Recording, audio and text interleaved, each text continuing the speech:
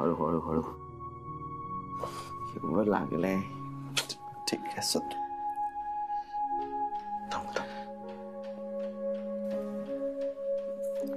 काय रे, कोणाला फोन लावतोयस? मॅडमना. इंद्रा थांब. अरे मॅडमना फोन नको करूस. देशपांडे सरांना कळलं तर रागवतील यार. तू नको फोन करूस. ऐक ना, तिकडची परिस्थिती नॉर्मल झाली ना की मॅडम स्वतःहून तुला फोन करतील. उभर उभर औषध लावूया.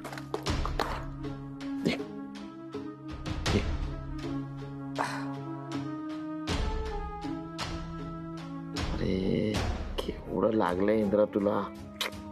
कशाला राडा करायचा. नाही म्हणजे मला माहिती आहे तू स्वतःहून कधी हात उचलत नाहीस. अरे पण आतापर्यंत इतकी मोठी मारामारी तू कधी केली नव्हतीस ना. तेच आधी असं कधीच घडलं नाही असं. तू यश मॅडमना हात लावला त्यांनी मी कसा शांत बसणार होतो यार. बरोबर आहे तुझं, पण ते काही होऊ दे यार. पण हे सगळं मॅटर असं जयश्री काकूंसमोर यायला नको होतं. काकूंना खूप वाईट वाटलं यार. जाऊ दे, काय हरकत नाही. 2-3 दिवसात त्या शांत होतील. आणि एक काम करतो ना, मी त्यांच्याशी बोलून घेतो. हा मी आताच बोलतो ना काकूंशी. सत्तू थांब. तू ऐक, हे बघ. आई वाट सोड माझी. आई अशी बॅग घेऊन. तुला ऐकू येत नाहीये का? वाट सोड माझी. आई तू कुठे निघाली आहेस अशी बॅग घेऊन? वाट सोड माझी. मला जाऊ दे. असं काय कर. हो वहिनी साहेब, असं काय करतात? आपला इंदिरा चुकला हे मान्य, पण म्हणून तुम्ही घर सोडून नका हो जाऊ. आई प्लीज प्लीज असं नको ना करूस. सासूबाई तुम्ही नका ना जाऊ असं घर सोडून. तुम्ही निघून गेलात तर आमचं कसं होईल? नाही म्हणजे मी समर्थ आहे घर सांभाळायला, पण आता तुम्ही म्हणाल घर सांभाळ, तिजोरीच्या चाव्या पण ठेव. नाही तसं आम्ही ठेवू शकतो, पण तुम्ही नका ना जाऊ घर सोडून. हा आणि तसंही दादा चुकलाय ना, मग तू घर सोडून का जातेस? आई आई तू कुठेही नाही जाणार आहेस प्लीज. मी काय करू? मला स्वप्नात सुद्धा वाटलं नव्हतं ग की हा असं काहीतरी वागेल.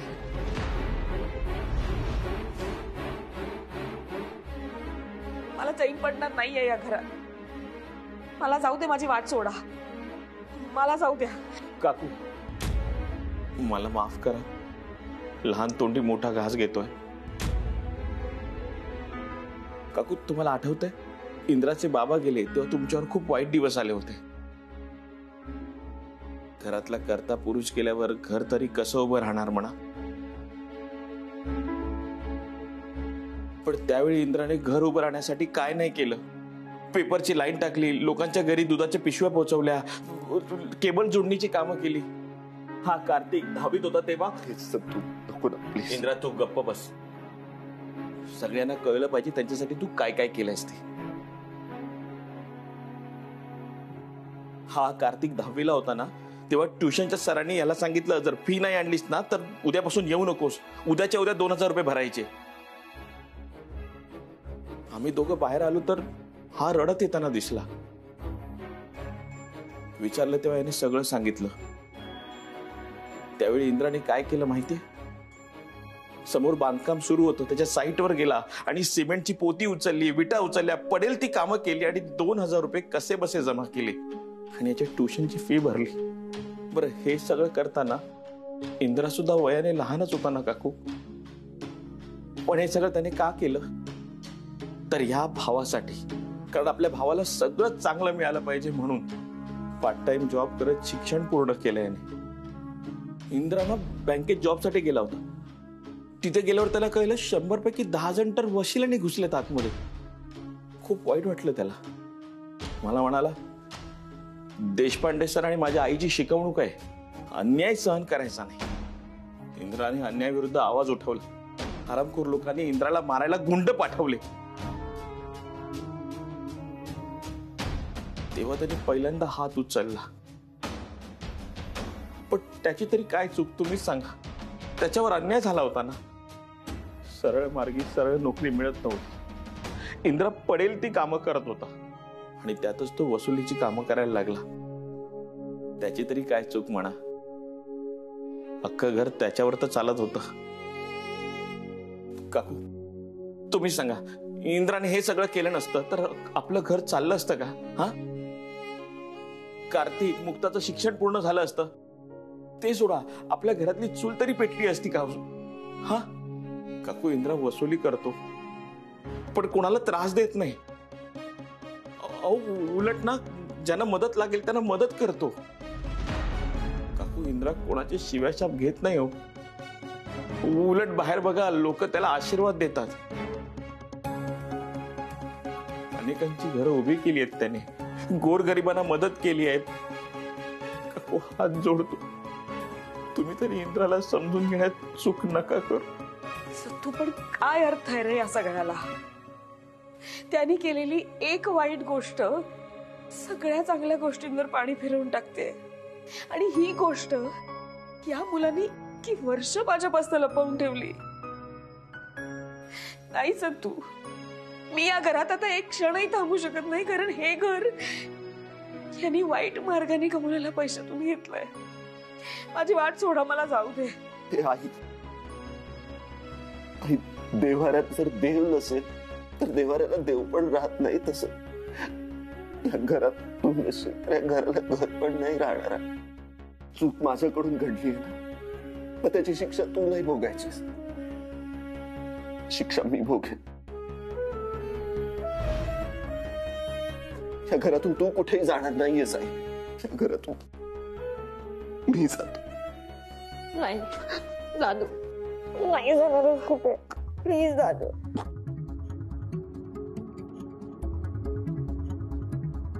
अरे इंदिरा, असं काय करतोय? अरे तू नसलास तर काय होईल या घराचं? हा, कसं होईल म्हणजे?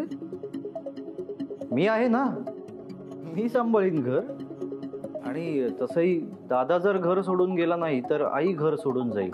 आणि आई घर सोडून गेलेली चालणार आहे का? सासूबाई, नका ना जाऊ घर सोडून. आई कुठेही जाणार नाहीये.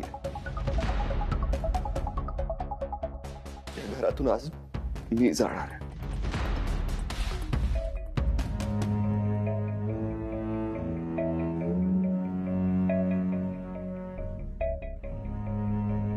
आई,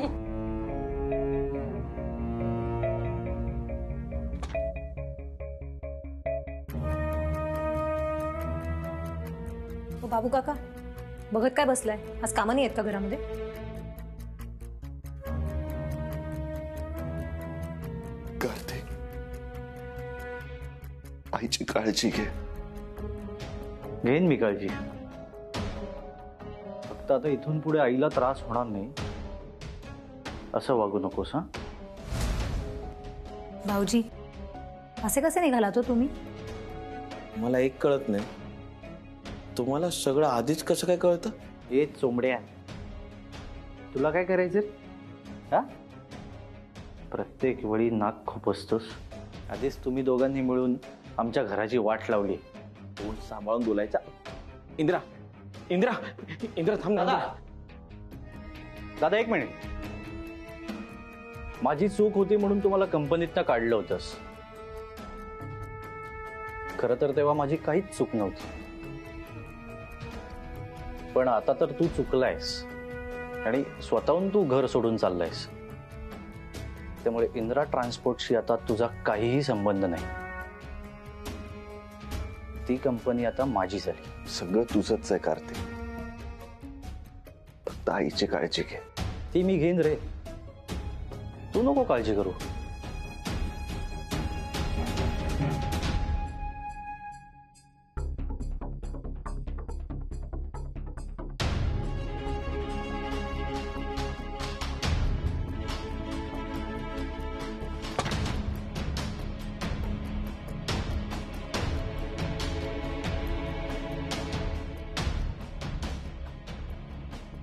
इंद्रा, इंद्रा थांब ना यार. इंद्रा थांब ना. तू माझ्या मागे येऊ. इंद्रा यार, असं काय करतो यार? सावली कधी सोबत सोडते काय? इंद्रा यार, इंद्राशिवाय सत्तू काय करणार यार? इंद्रा, तुला आठवतं कळकटलेला मळकटलेला होतो, अंगावरचे कपडे फाटलेले होते, पायातल्या चपला तुटलेल्या होत्या. उपाशी होतो यार मी. खूप भूक लागली होती. वडापावच्या गाडीवर ना कोणी काही खायला देतं का म्हणून वाट बघत होतो. तू पण पेपरची लाईन टाकून थकून आलेलास. तू एक वडापाव घेतलास आणि तुझं लक्ष माझ्याकडे गेलं. एका सेकंदात माझ्या पोटातली भूक ओळखली यार तू. खिशात पैसे तपासले तर तुझ्याकडे पैसे पण नव्हते. तुझ्यातलाच वडापाव तोडून अर्धा वडापाव मला खायला दिलास. त्या अर्ध्या वडापावने पोट भरलं यार माझं. आणि मग तसाच चालत चालत मी तुझ्या पाठी आलो. तो आज पण तसा झालो. सत्तू, इंद्रा, मी संकटात असताना तू मला साथ दिलीस ना.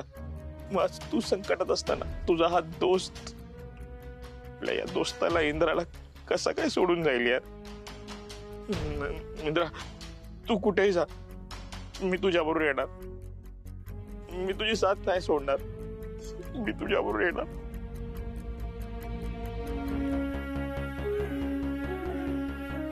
सत्तू,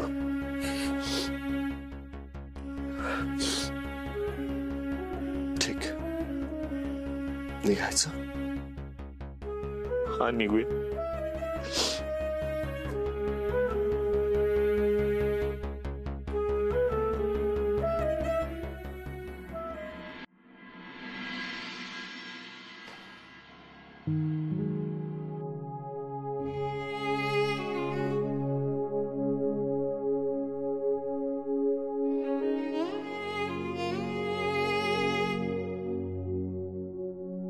दीपू, दीपू प्लीज सावर स्वतःला. काय होऊन बसलंय? हे बघ दीपू, तुमच्या प्रेमावर माझा पूर्ण विश्वास आहे. पण तुलाही माहित होतं ना की बाबांना हे ज्या दिवशी कळेल त्या दिवशी त्यांना मोठा धक्का बसणार आहे. मग त्यातून सावरायला आपण त्यांना थोडा वेळ द्यायला हवा की नाही? माझंच चुकलं. मी ना आधीच इंद्राजींबद्दल सगळं सांगायला हवं होतं. मी सांगितलं असतं ना तर हा आजचा दिवस आलाच नसता. बाबा म्हणाले मी त्यांना फसवलं. मी करेन का ग असं? मी हे बघ दीपू, तू आणि साळगावकरनी बाबांना सगळं सांगण्याचा प्रयत्न केला होता, मला माहिती आहे. या सगळ्याला खूप उशीर झाला हेही मान्य आहे. पण त्याचा अर्थ असा होत नाही ना की तू बाबांना फसवलंस. तुला बाबांची खोटं बोलायचं असतं, त्यांना फसवायचं असतं तर तू कधीच पळून जाऊन लग्न करून मोकळी झाली असतीस. पण तू तसं केलंस का? नाही की नाही? तू बाबांना फसवलं नाहीयेस. एक काम करते, मी बोलते बाबांशी. नको, थांब जरा. आई बोलते बाबांशी, होतील ते शांत.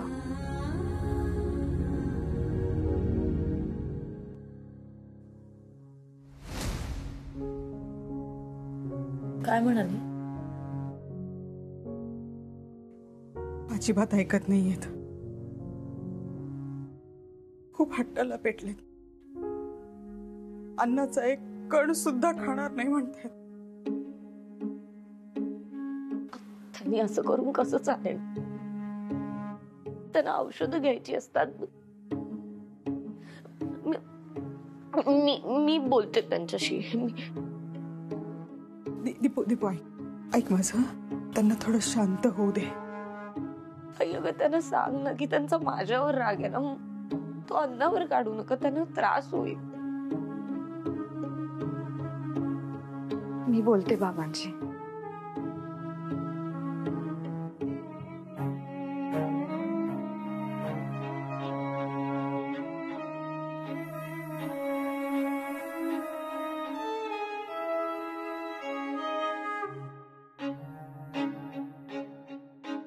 बाबा,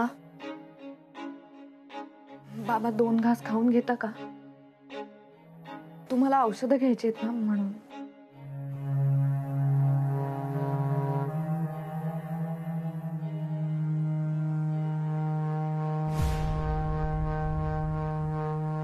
बाबा अहो दीदी, मी मालतीलाही सांगितलंय, मी अन्नाचा एकही कण घेणार नाही. त्यामुळे पुन्हा पुन्हा जेवणाचं ताट माझ्या समोर आणू नका.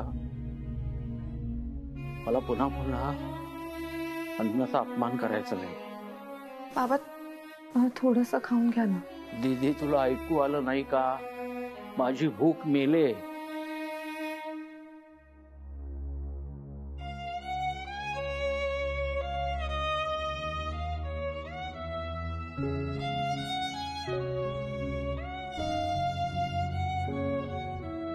बाबा तुमचा माझ्यावर राग आहे ना, मग तुम्ही माझ्यावर चिडा ना. प्लीज जेवणावर राग काढू नका. हे बघा, तुम्हाला औषधं घ्यायची, तुम्ही औषधं घेतली नाही तर तुम्हाला त्रास होईल. तो त्रास परवडला.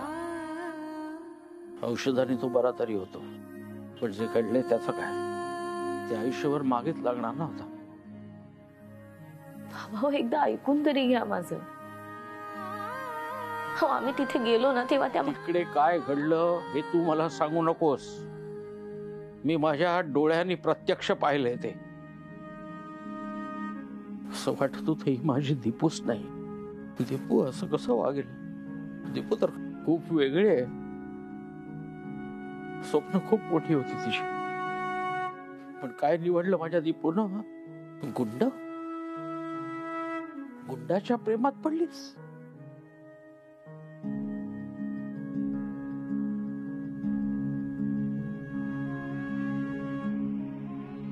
तुला बघायचंय माझी दीपू कशी होती ती बघायचंय? चल तुला दाखवतो. चल ये दाखवतो, ये. बाबा बाबा बाबा बाबा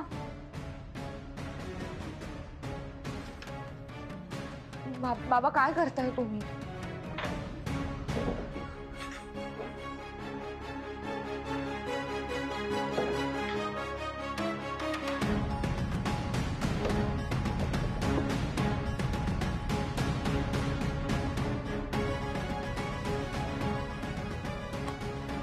काय करताय? हे बघ, हे मेडल आठवतंय? कधी मिळालं होतं आठवतंय का तुला? तू 8वीला होतीस तेव्हा जिंकलं होतंस. वक्तृत्व स्पर्धेत तुला मिळालं होतं. काय विषय होता आठवतं? आई वडिलांचं आपल्या आयुष्यातील स्थान. आणि तू काय म्हणालीस तेव्हा आठवतंय? आई वडिलांचं आपल्या आयुष्यात सर्वोच्च स्थान असतं. आपण कितीही मोठं व्हावं, पण आई वडिलांनी जे शिकवलंय ते कधी विसरू नये. शाळेचा कडकडाट झाला होता तेव्हा माझा ऊर अभिमानानं भरून आला होता. माहितीये कशासाठी? तुला पहिला क्रमांक मिळाला म्हणून नाही, तर तू आई वडिलांना सर्वोच्च स्थानावर मानलंस म्हणून.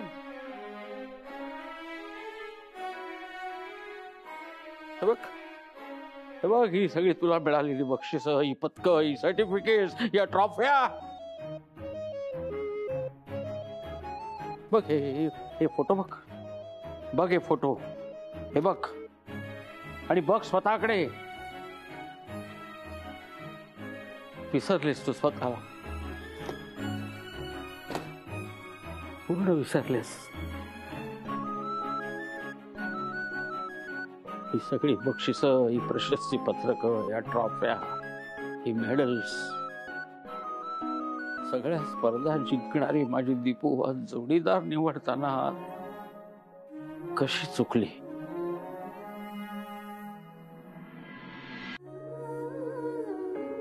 बाबा ही सर्टिफिकेट्स, ही मेडल्स जितकी मला मिळाली आहेत त्याच्यापेक्षा जास्त इंद्राजींना मिळाली आहेत. आणि तुम्हाला हे चांगलंच माहिती आहे, ते तुमचे स्टुडंट आहेत. आणि तुम्ही मला असं म्हणालात की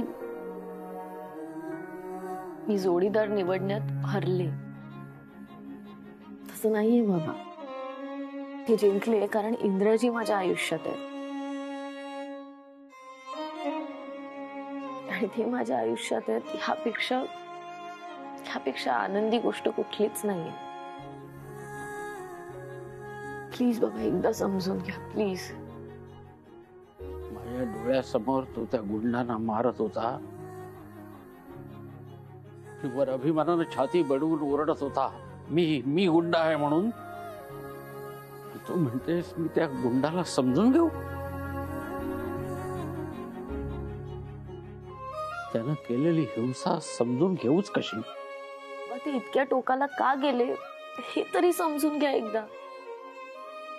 मग काहीतरी कारण असेल ना.